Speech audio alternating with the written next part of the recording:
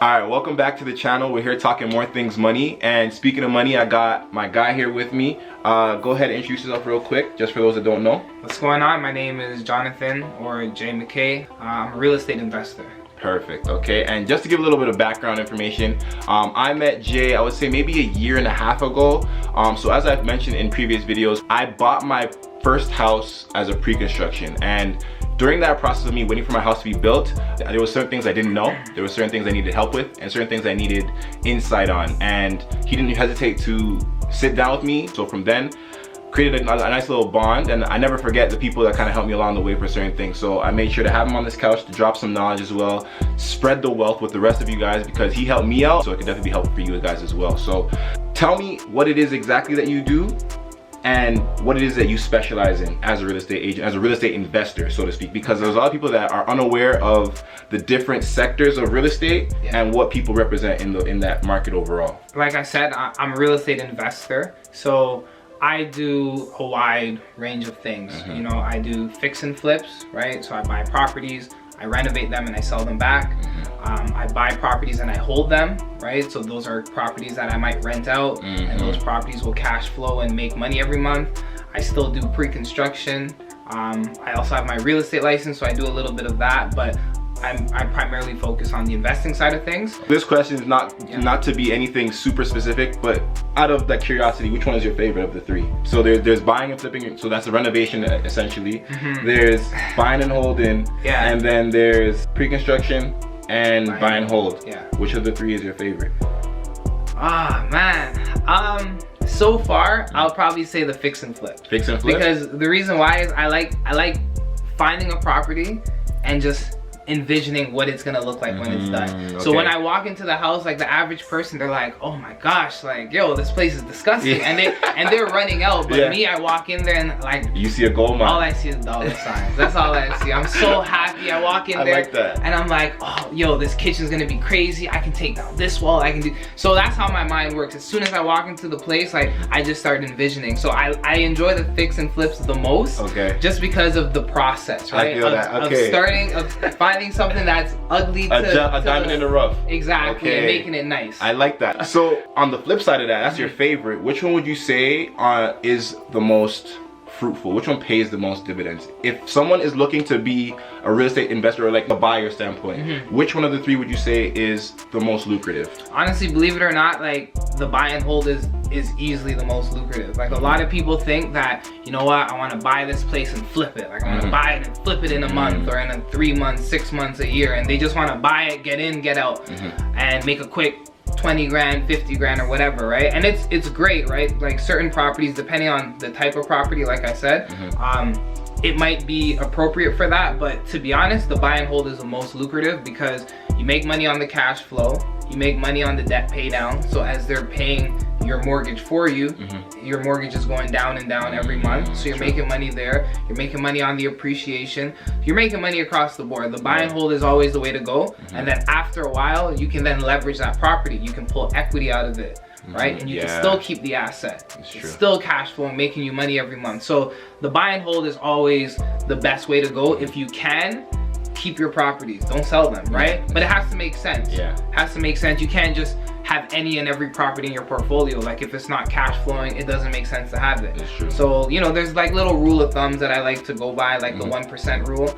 Meaning if I buy a property that I know I want to keep in my portfolio, I ask myself, is this property 1% of the after repair value? Meaning, so I look at a property, maybe I have to do some renovations or whatever the case is, but once the property is at market value, is the rent 1% of that? So if that, let's say, for example, let's say it's 400,000, that property would need to generate $4,000 a month in gross rent, right? So that's not cash flow, that's just gross. So as long as it's hitting that 1% rule, I know that's something that I could consider keeping in my portfolio. Is there any exceptions to the rule? Like absolutely. For sure. Sometimes maybe not everyone's gonna be as fortunate to have a property where their tenant is going to be providing them that 1% of the whole mortgage. But if, say, I'm making 0.5, like let's say I'm only making $2,000 on that $400,000 property, is it still worth it in that sense? So okay, so those are just rules of thumb, right? So whenever I look at a property, I won't use the 1% rule and determine if that property is good or bad, right? There's other little things that I do as well to assess the deal. The biggest thing is, what is your mortgage gonna be? Like, what is it gonna cost you to hold it? How much is it gonna cash flow? Because maybe that property doesn't necessarily hit the 1% rule, but let's say there's a ton of equity in the property, right? So maybe it still makes sense to keep it. So there's different things that you have to look at and that you have to assess, and you can't just, you know, solely rely on one metric, right? You have to look at the broad scope and figure out if that property fits into your portfolio. And maybe it doesn't fit as a buy and hold, but maybe it's still a good pickup. Maybe you can flip it. It's funny hearing you say this all now, because I remember when we sat down, you were mentioning these things to me, because at the time of, like, when I had bought my first house and I put the money down and I was waiting for the house to be finished, I had that time frame to decide what is it that I actually wanted to do with the house. So I didn't know if I wanted to live in it, didn't know if I wanted to buy and hold, rent it out to a tenant, or if I wanted to just flip it, make some quick cash, and then maybe reinvest that money elsewhere. But hearing it all now, it's like I kind of see like the wider range, and the thing is, like, that's how I know like your values and the things that you're saying are consistent. I remember like I was trying to decide between, do I want to buy and hold, or do I want to flip it? Because at the time of, I didn't know if I could even qualify for the mortgage on my own. Like, I had to jump through hoops to do, like I said in previous videos. So what is it when you have a new client and they contact you, what are the steps you take to kind of advise somebody? This is what I would suggest you do based on the type of property that you're looking for, the type of property that you may already have put your money towards, and what I would suggest is the best thing for you to do going forward. Now, is this someone that's looking to buy an investment property or a personal property? So let's even start there then. How do you assess if someone's in a better position to invest in a property or to look for somewhere to reside? Oh man, honestly, I'm always investment first. Yeah, you're always investment mode, right? To be honest with you, I've owned like multiple properties. I just moved out of my mom's house. Bro, I don't blame that at all.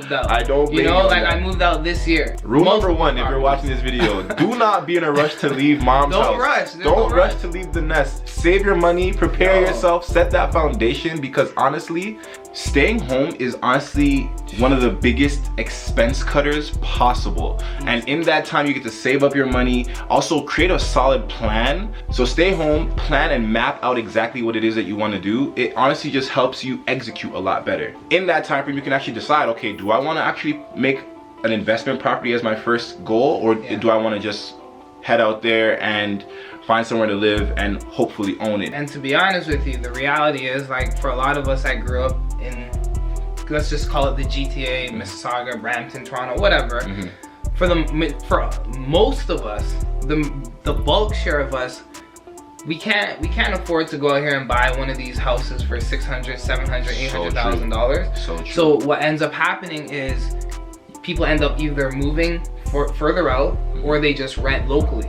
So what I would tell someone, why not stay at home, live for free or very close to free, buy a property maybe a little further out, Brantford, Hamilton, Niagara. Buy something a little further out that's gonna cash flow and make you money every month, right? So now you're getting money on a monthly basis, because we're gonna make sure that you buy right and you're actually cash flowing.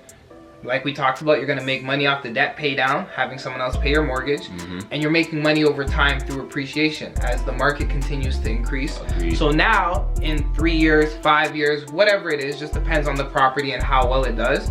Now you can sell that property or pull some equity out and maybe now buy yourself a house that you're actually gonna live in. Or maybe buy a second property that you're gonna invest and keep making money like that. But at the end of the day, like, you can't rush to move out. Like you said, like, if you rush, if you make that move too soon, you're just gonna end up possibly setting yourself backwards.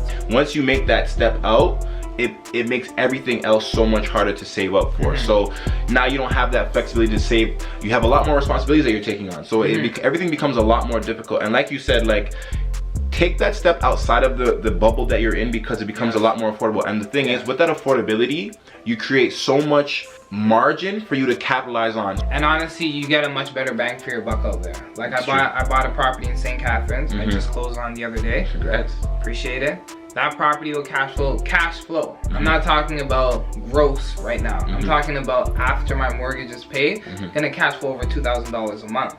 what can you do with the extra $2,000 a month? I can do it. Right? You don't want me to start telling you what I can do. You know what I mean? That's a real nice car. It's true. That's a couple of vacations. You know, that could be your rent. Maybe that's covering your whole mortgage if you get another spot. And how much did I pay for that? $250. Yo, honestly, we're gonna have to talk a lot this year, to be honest with you. It's funny because I remember when I first met him, I already put down my money on the Brantford house, and not that I regret it. I love what I got. I appreciated everything to do with that property, but I definitely didn't exhaust all my options and do all my research, which is another thing like we were just alluding to. Don't rush. There's no need to rush. Cover all your bases. Make sure you're mapping out everything, because there's so many different gems out there. And one thing I tell people, like, there's no end all be all. Like, you can make money doing people ask me, what do you think about student rentals? What do you think about Airbnb? Exactly. What do you think about investing outside of the country? They're all great. Yeah. They're all great. You just have to figure out what you want to do. Focus on it, do your homework, do your research, know that in and out, and execute. I got into real estate. I didn't even know what I was doing. Yeah. All I knew is I had 10 grand and I thought that was all the money in the world. I was ignorant at the time. I didn't know, but you know, ignorance is bliss, because I was out there putting in offers confidently, like, yo, I'll take this one.